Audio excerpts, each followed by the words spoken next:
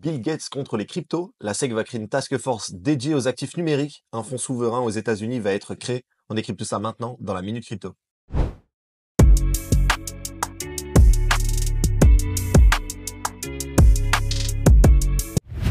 Bienvenue dans ce nouvel épisode de la Minute Crypto, votre rendez-vous journalier pour tout comprendre sur l'univers des cryptos en moins de 15 minutes. Aujourd'hui, on a du très lourd, alors installez-vous bien, c'est parti.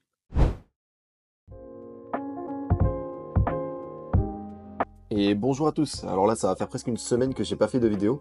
Et c'est pas par rapport au marché, hein, c'est juste que j'avais des trucs à faire IRL. Mais du coup, voilà, donc j'ai tout vu, j'ai vu comme tout le monde. Hein. On s'est mangé 2 milliards de liquidation en 24 heures, donc ça c'était en début de semaine. Et c'était plus que pour l'affaire d'FTX en 2022. Et c'était plus d'1,7 milliard que sur les altcoins. Hein. Et il y avait aussi un tweet de Tagado Bitcoin que j'ai vu passer sur Twitter, et il disait que d'après Benzu, le CEO de Bybit, donc c'est une plateforme d'échange, surtout spécialisée dans le trading et tout ça, la liquidation réelle sur le marché crypto se situerait plutôt aux alentours des 8 à 10 milliards de dollars sur 24 heures. Donc ça, c'est du jamais vu. C'est plus de 4 ou 5 fois les pires crashs qu'on a eu dans les cryptos. Et voilà, c'est une vraie boucherie en fait sur les leviers. Franchement, je trouve même malgré tout, on s'en sort bien parce que à l'époque, on avait eu 5 fois moins que ça en liquidation. Et voilà, on était vraiment parti très bas. Et là, oui, les alts sont très morts. Mais quand même, on sait que ça a rebondi un petit peu. On a vu un peu des réactions de la part de certains alts et tout ça. Et moi, je pense que le marché, en fait, avait déjà pricé tout ça avec l'élection de Trump début novembre. Donc maintenant que les news sont là, il y a une phase de prise de bénéfices. Et le marché, il digère la hausse, on va dire. Donc on voit avec des news ultra folles tous les jours, et si on avait juste l'équivalent d'une semaine de ce genre de news en 2021, le marché il aurait été en ébullition totale. Mais certainement que les market makers, ceux qui posent les ordres de vente et d'achat, ils sont un peu aussi pour quelque chose. C'est pas pour faire le complotiste ou quoi, mais c'est un peu leur intérêt aussi de jouer un peu avec le marché. Et ça génère aussi des profits pour eux, hein. Plus ça dure et mieux c'est pour eux. Et en même temps, ça maintient un prix qui est intéressant pour faire entrer des gros institutionnels sur le marché et des nouveaux arrivants, quoi. Donc voilà, moi je pense que c'est pas la fin, c'est juste une énorme correction qu'on a et qu'on voit souvent dans les bull runs. Et ça s'arranger, je pense, si on attend quelques semaines. Du coup là, on peut le voir, on voit un Bitcoin qui est en dessous des 100 000, donc aux alentours des 98 là. Il y a Ether, il s'est mangé une grosse baisse, mais là il est remonté à 2007, il avait fait une mèche à 2100, c'est un truc de malade. XRP, voilà, donc bon, on voit Solana qui tient un peu, tout ça, mais le reste, voilà, on s'est pris un carton. Du côté de CoinMarketCap, là, on peut voir le Crypto Fear and Greed doit être 38. La dernière fois que j'ai fait une vidéo, on était à 60, quelque chose comme ça. Et au capitalisation boursière, on a perdu au moins 400 milliards, ouais, 400 milliards. Là, on est à 3002, on était à 3006 la dernière fois. Et du côté des ETF, bah, ça arrête pas, hein, ça rentre quand même. Hein. 648 500 000 qui sont rentrés. Et une grosse part aussi sur Ethereum, là, on peut le voir. C'est peut-être la plus grosse entrée d'Ether sur les ETF Ether depuis des semaines. Parce que là, on voit 300 millions qui sont rentrés sur Ether. Donc c'est énorme. Et au niveau de la Bitcoin dominance, on a quelque chose d'intéressant. On est à 60,5. On voit bien que ça a baissé du côté des alts. On est à 29. Donc c'est vraiment en fait les alts qui ont été survendus. Peut-être que Bitcoin a été racheté aussi. Mais vraiment les alts, ils ont pris cher, quoi. Donc on va passer du côté des actus. D'après Bloomberg, certains parents américains délaissent les plans d'épargne d'études classiques au profit du Bitcoin. Donc c'est pour constituer un patrimoine pour leurs enfants. Et malgré la volatilité, ils estiment qu'un investissement sur le long terme pourrait offrir de meilleures perspectives de croissance. C'est ça que je m'attendais. Il y a quelques années, on en avait parlé, tous les pro-crypto et tout sur Twitter. On disait, ouais, peut-être que plus tard, les bons parents vont se mettre à investir en épargne sur Bitcoin. Et ça y est, quoi, ça voit le jour, c'est incroyable. Lors d'une interview avec le New York Times, il y a Bill Gates qui a été clair sur son opinion en fait concernant les cryptos. Il a tout simplement dit aucune. Voilà. Ils estiment que même des personnes très intelligentes ont pu se tromper à ce sujet. Pour lui, ça a aucune valeur.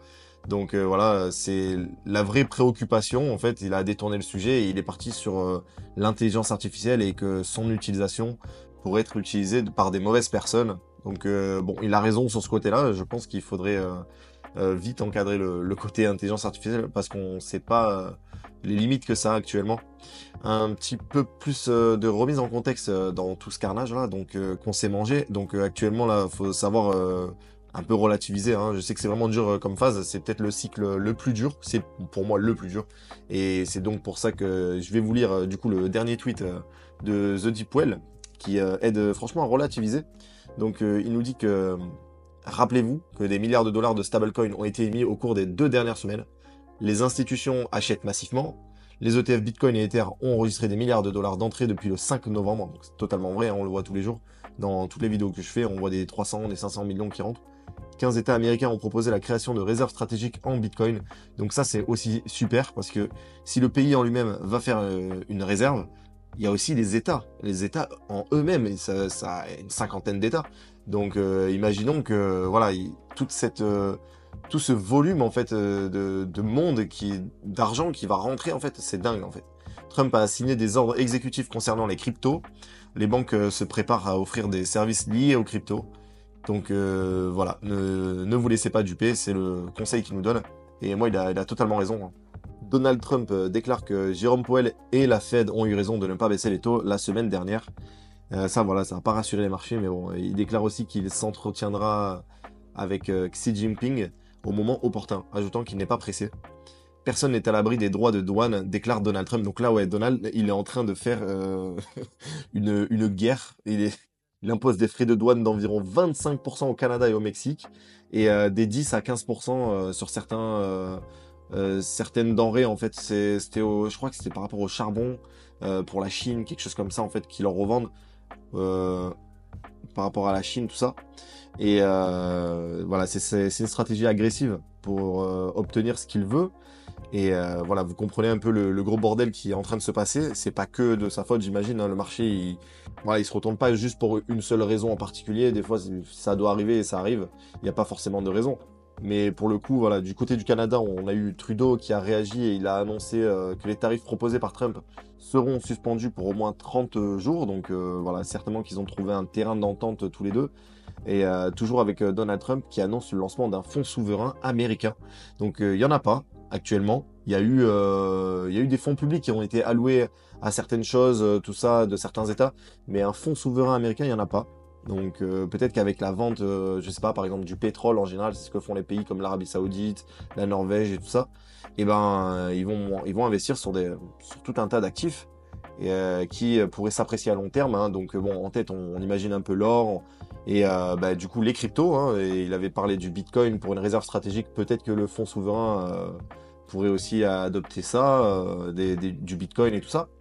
À savoir que David Sachs, c'est le crypto tsar de l'administration Trump, qui s'est exprimé lors d'une conférence dédiée aux cryptos, je crois que c'était aujourd'hui. Le président Trump nous a demandé d'évaluer la faisabilité d'une réserve de Bitcoin, donc c'est l'une des premières choses que nous allons examiner. L'âge d'or des actifs numériques a commencé, donc voilà, ça pourrait faire partie du fonds souverain des US, moi c'est ce que je pense. C'est de très très bonnes augures, et le marché il réagit pas du tout à ça, donc totalement débile, hein, le marché comme d'habitude. Trump, il s'est aussi exprimé là sur les fonctions d'Elon Musk au gouvernement américain. Il a dit que le Doge, donc c'est le cabinet de l'efficience, hein, qui aurait déjà découvert et suspendu des centaines de millions de dollars de dépenses gâchées, abusives et frauduleuses. Donc voilà, moi j'espère que ça inspirera d'autres pays pour faire pareil, mais j'ai peu d'espoir pour celui que j'ai dans la tête là, hein. Vous pensez au même pays que moi, je pense. Cette fois, du côté de son fils, il y a Eric Trump, qui, à mon avis, c'était un excellent moment pour acheter du Ether. Vous me remercierez plus tard. Et puis il a modifié son tweet en enlevant le vous me remercierez plus tard. Le mec, c'est un truc de malade. Le mec, il nous chill l'Ether. Qu'est-ce qu'il prépare? C'est le fils de Trump quand même, hein. Donc bon, là c'est du côté de la France cette fois. C'est confirmé, l'impôt sur la fortune improductive a bien été supprimé de la loi de finances. Donc ça, c'est une superbe nouvelle. Par contre, il y a une loi là qui est passée. Donc moi, ça me concerne. C'est pour les auto-entrepreneurs. Ils vont mettre du coup la franchise en base de TVA. Je sais plus exactement comment on le prononce. Mais en gros, on a un certain seuil à ne pas dépasser avant d'imposer la TVA à nos clients. Et du coup, là, voilà, ils vont le baisser d'énormément. Il y a des gens qui étaient à 85 000 sans avoir imposé la TVA aux clients. Donc bon, tout le monde payait moins cher leurs produits, quoi. Et du coup, là, ça y est, ça va baisser à 25 000. C'est un truc de malade mental. Donc bon, pas terrible, hein, ce nouveau gouvernement-là. Il y a Binance qui s'associe à xmoney.com, donc pour permettre de simplifier les paiements crypto à plus de 20 000 entreprises du réseau marchand Xmoney. Donc Xmoney, ça fait partie de l'écosystème Multiverix. C'est anciennement Elrond. Donc c'est une monnaie que j'avais achetée, donc J'ai pas été en gain avec, donc je suis rentré vraiment au mauvais moment en 2022, tout ça. Je l'ai revendu, j'ai lâché l'affaire, mais je sais que c'est une très bonne blockchain en fait.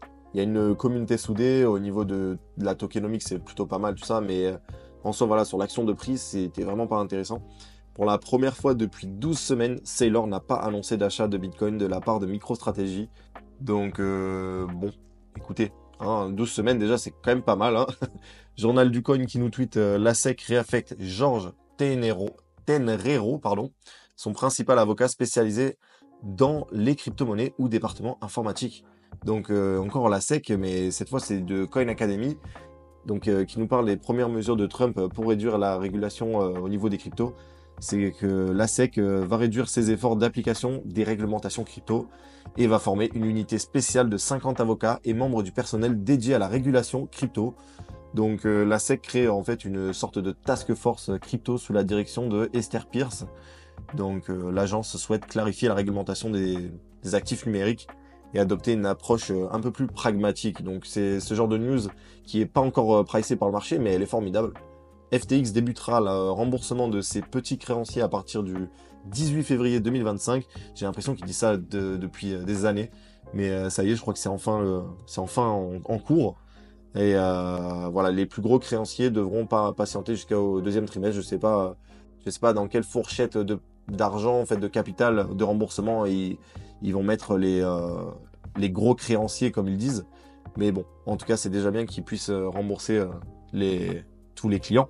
L'offre d'Ether atteint un sommet inédit depuis janvier 2023. Donc, ça a retrouvé carrément les niveaux d'avant The Merge et la transition d'Ethereum vers le Proof of Stake, parce qu'avant c'était du Proof of Work. Et l'offre d'Ether augmente parce qu'il y a plus de nouveaux Ether en circulation que de TH brûlés. Donc, après The Merge, Ethereum il était devenu en fait déflationniste. Il y avait moins d'Ether qui étaient émis et plus d'Ether qui étaient brûlés. Mais aujourd'hui, en fait, l'émission d'Ether a augmenté. C'est parce que il y a une baisse d'activité en fait sur le réseau. Il y a eu moins de transactions et les frais associés à ces transactions, bah, elles sont pas brûlées parce qu'il y en a moins. Donc, il y a plus d'Ether qui circulent et on revient donc à un niveau d'offre similaire avant The Merge. Donc bon, c'est pas terrible comme genre de news. Le sénateur Bill Hagerty propose une nouvelle loi visant à établir un cadre réglementaire clair pour les stablecoins. Donc c'est aussi une bonne nouvelle, mais le marché ne le price pas. Comme c'est vraiment, on a l'impression d'être vraiment dans un brouillard là en ce moment. Mais quand ça va repartir, j'espère que ça va vraiment secouer tout le monde. Le géant Trivago s'associe à Travalacom. On en avait déjà parlé dans mes premières vidéos de Travala et intègre les paiements en crypto pour 2,2 millions d'hôtels. Donc c'est vraiment bullish ça aussi. Et du coup, voilà, c'est tout pour aujourd'hui dans la Minute Crypto. Si vous avez aimé, pensez à vous abonner, activer la cloche, liker, commenter, partager.